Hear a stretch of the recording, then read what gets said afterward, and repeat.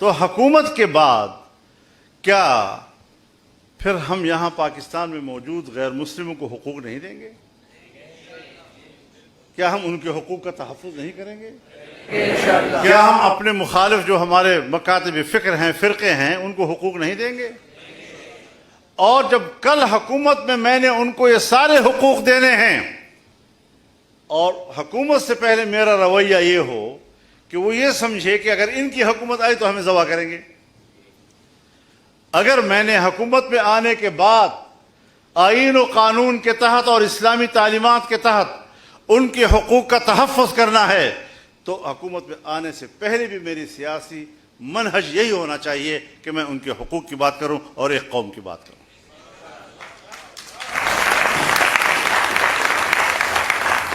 تو جمعیت علماء کے اکابرین نے دو چیزیں ہمیں امانتاً دی ہیں، ایک جمعیت علماء کا عقیدہ و نظریہ اور دوسرا اس عقیدے و نظریے کے کام کرنے کا منہج اور رویہ۔ اور عوام کہتی ہے کہ ان رویوں کے ساتھ ہمیں اسلام بھی قبول ہے اور علماء بھی قبول ہے۔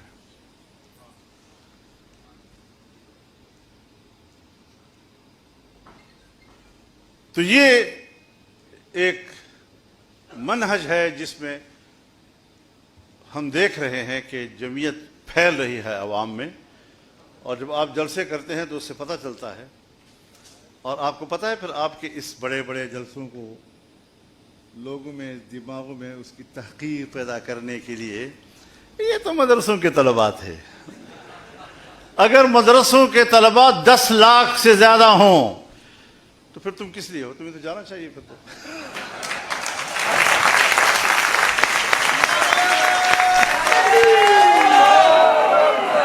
10 لاکھ لوگوں میں مدرسے کا طالب علم کتنا ہوگا؟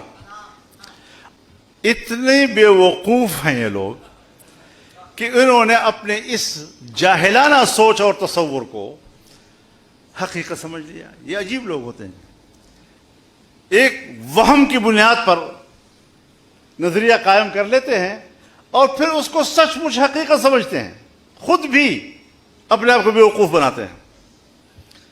تو انہوں نے آپس میں مشورہ کیا کہ یہ جو ان کے مولوی صاحب کے جلسے ہوتے ہیں نا، ان میں بہت زیادہ لوگ ہوتے ہیں، یہ مدرسوں کے لوگ ہوتے ہیں، تو آؤ مدرسوں کو توڑتے ہیں۔ تو ہمارے مدارس کو توڑا انہوں نے تاکہ طلباء تقسیم ہو جائیں گے، مولوی تقسیم ہو جائے گا تو ان کے جلسے کمزور ہو جائیں گے۔ وہ کمبختو، یہ تمہارا وہم تھا، اپنے وہم کی بنیاد پر تم نے ایک عمارت کھڑی کی، موہوم عمارت، اور اب اس کے بعد بھی تو ہمارے جلسے اس سے بڑے بڑے ہوتے ہیں۔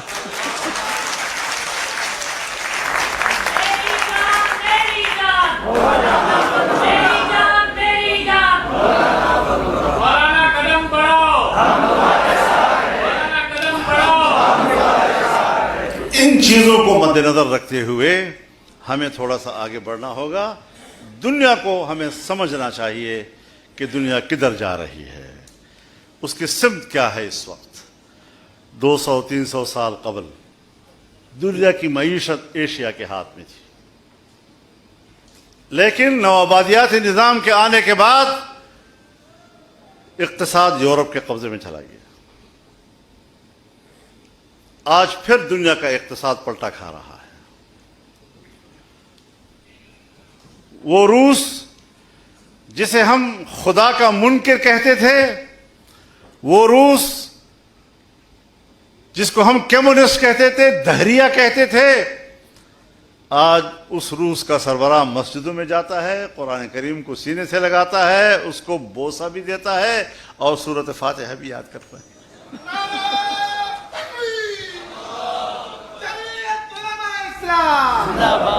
اور مغرب اور یورپ جس نے ساری زندگی مسلمانوں کو اور مسلمانوں کے جذبات کو استعمال کیا، آج وہ سب سے زیادہ اسلام اور مذہب کو نشانہ بنائے ہوئے ہیں کہ یہ سر نہ اٹھا سکیں۔ اسی لیے ہمارے اندر تفرقہ پیدا کیا، یہ شدت پسند اور یہ انتہا پسند اور یہ روایت پسند اور یہ اعتدال پسند اور یہ روشن خیال۔ وہ روشن خیال جو ہوتا ہے نا جی، وہ اپنا بندہ ہوتا ہے، اور ایسے ایسے اسکالرز پیدا کیے کہ جو قرآن کریم اور حدیث کی ایسی تعبیرات کرتے ہیں کہ جو مغرب کے لیے قابل قبول ہے. 1400 سال کی سند کو نظر انداز کرتے ہیں, 1400 سال کے تشریحات کو نظر انداز کرتے ہیں, اور اپنی نئی تشریحات کر کے وہ دنیا کو بتاتے ہیں کہ اسلام تو ایسا نہیں ہے, اور وہ بھی ان کو پروپیگیٹ کرتے ہیں. تو یہ وہ محاذ ہیں جہاں آپ نے اسلام کی حقیقی تصور کو, اس کے عالمگیر اور آفاقی تصور کو, اس کے انسانی تصور کو اجاگر کرنا ہے, اور جو قباحتیں باہر سے ہمارے معاشرے کے اندر لائی گئی ہیں اس سے ہمیں معاشرے کو پاک کرنا ہے. ہم کسی کے دشمن نہیں ہیں, لیکن غلط غلط ہے. ہماری تو کردار کشی کی گئی, کیا کچھ نہیں کہا گیا. بھائی میری 72 سال عمر پوری ہو رہی ہے انگریزی حساب سے, اور قمری حساب سے 74 سال پوری ہو رہی ہے. اتنے تمام الزامات میں نے بھگت لیے, کوئی ایک FIR تو درج ہو جاتا کم از کم.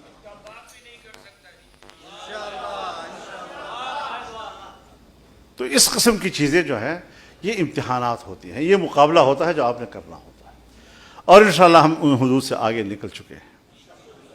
اب ایک ہی چیز رہ گئی ہے کہ وہ ہمیں جان سے مارنے کی سازشیں کریں.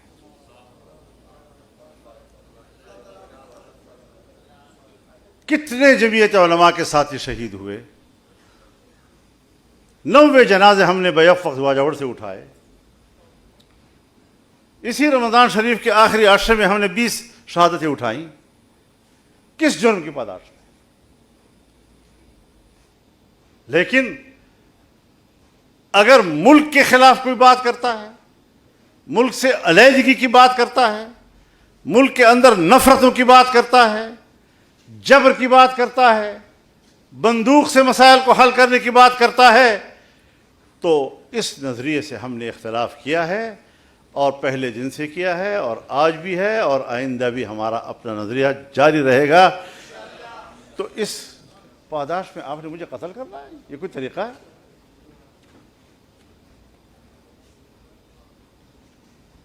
کب انسان کی جان آپ کے لیے حلال ہو گئی؟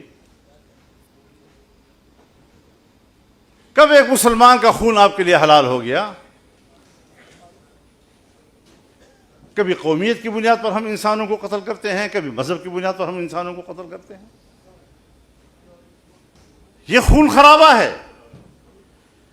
اور افغانستان اور پاکستان کے تمام علماء کا اجماعی فتویٰ ہے کہ یہ جہاد نہیں ہے, یہ محض جنگ ہے. تو پھر ہمیں علماء کی رائے کے پیچھے جانا چاہیے. وفاق المدارس کی یہی رائے ہے, تمام مکاتب فکر کی یہی رائے ہے, ان کے اجلہ علماء کی یہی رائے ہے. تو ہمیں اس ماحول کو آگے لے جانا چاہیے. جو جمہوریت کے جم سے بھی واقف نہیں ہیں وہ بھی فتوے لگاتے ہیں جمہوریت کفر ہے.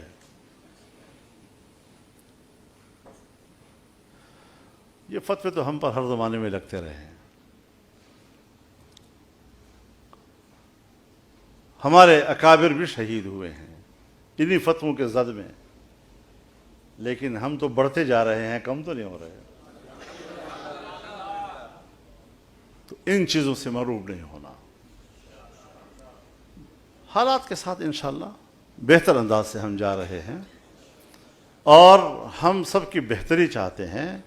ہم نے کسی کے ساتھ دشمنی کا رویہ نہیں اپنایا, اختلاف کا رویہ ہمارا حق ہے. وہ اقوام متحدہ بھی ہمیں دیتا ہے, انسانی حقوق کمیشن بھی ہمیں دیتا ہے, کیا تعلیم کس نے حاصل کرنی ہے اس کا حق بھی دیتا ہے. تو میرے مدرسے کے علم کو بھی وہی حق ملنا چاہیے. تو یہ ساری وہ چیزیں ہیں کہ جس کو آپ حضرات نے ایڈریس کرنا ہے, اور اسی کو ہم نے آگے لے جانا ہے تاکہ ہم ملک, قوم, ملت اور دنیا کی انسانیت کی خدمت کر سکیں.